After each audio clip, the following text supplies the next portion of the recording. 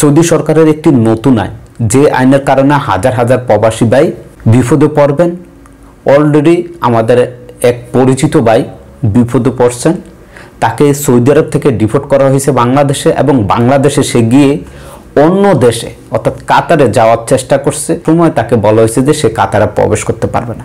বুঝতে পারছেন, সৌদি থেকে আপনাকে ডিপোর্ট করা হয়েছে, সাথে সাথে সেই রায়টা গল্ফ যে কান্ট্রিগুলো আছে সেই গল্ফ কান্ট্রির কোনো দেশে আপনি যেতে পারবেন না, এরকম একটি নিষেধাজ্ঞা। যে আপনারা ঠিকই শুনেছেন।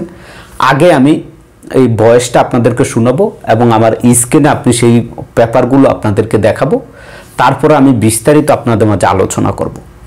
আশা করি ভিডিওটি প্রথম থেকে শেষ পর্যন্ত দেখবেন, ভিডিওটি বেশি বেশি করে শেয়ার করবেন যাতে করে সকল প্রবাসী ভাইরা সতর্ক হতে পারেন।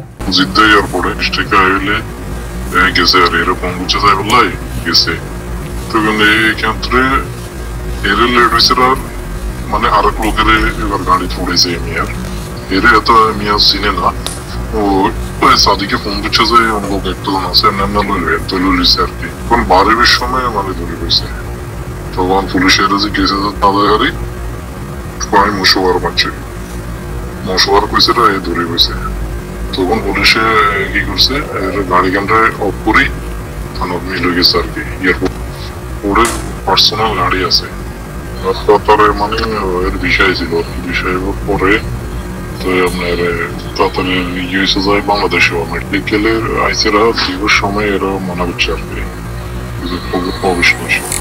বয়সটা শুনছেন, আশা করি বুঝতে পারছেন যে আমাদের এই ভাইটি তিনি যেটা করছেন এয়ারপোর্ট থেকে ভাড়া মারছেন, অর্থাৎ মোশার মারছেন, যার কারণে তাকে গ্রেপ্তার করা হয়েছে। গ্রেপ্তার করার পর তাকে বাংলাদেশে প্রেরণ করা হয়েছে।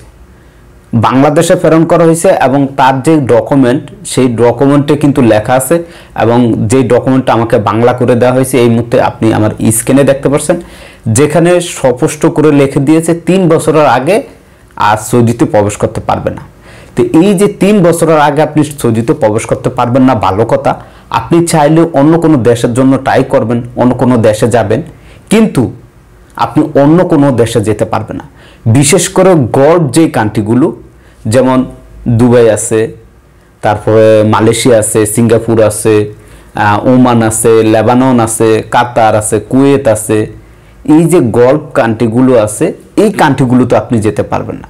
আপনারা বয়সটি শুনলেন, এই যে ভাই, এই ভাইও কিন্তু কাতার যাওয়ার চেষ্টা করছে, যে ডকুমেন্টগুলো দিয়েছিল দেখছিল তারা, তারপর সেখান থেকে তারা জানিয়ে দিয়েছে যে সে কাতারও যাইতে পারবে না, কাতারের জন্য তাকে নিষিদ্ধ করা হয়েছে। কেন করা হয়েছে? ওই যে সৌদিতে তাকে গ্রেপ্তার করা হয়েছে যে সে মোশার মারছে, কিন্তু তার পেশা কিন্তু মোশার মারার না, অর্থাৎ বাড়া মারার না, কিন্তু সে বাড়া মারছে। কিছুদিন আগে আপনাদেরকে আমি ভিডিওটি দিয়েছিলাম যে সৌদি সরকারের পক্ষ থেকে নতুন একটি আইন কার্যকর হয়েছে। এই নতুন আইনে বলা হয়েছে যারা অ্যাক্টিভিশন যে লাইসেন্সগুলো আছে এই লাইসেন্স ছাড়া কেউ গাড়ি ভাড়া মারতে পারবেন না বা মোশার মারতে পারবেন না। এবং সেই ভিডিওতে আমি আপনাদেরকে সব কিছু বলে দিয়েছি যে আপনি অন্য পেশার লোক, আপনি নিজে একটি গাড়ি কিনছেন নিজে চালানোর জন্য, সেটা ভিন্ন কথা, কিন্তু সেটা দিয়ে আপনি ভাড়া মারতে পারবেন না।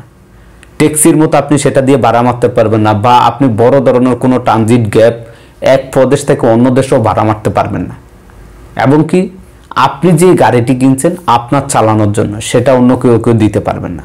দ্বিতীয়ত হচ্ছে লাইসেন্স ছাড়া আপনি বেশ কিছু আপডেট আছে, যে আপডেটগুলো আমি আপনাদেরকে বলেছিলাম, যার কারণে আজকে দেখেন সৌদি থেকে ফাটানোর পরও সে আগামী 3 বছরের জন্য অন্য কোনো কান্ট্রিতেও প্রবেশ করতে পারবে না। তো এই ছিল আজকের ভিডিওটি বেশি বেশি করে শেয়ার করবেন যাতে করে সকল প্রবাসী ভাইরা এই সঠিক তথ্যটি জানতে পারে।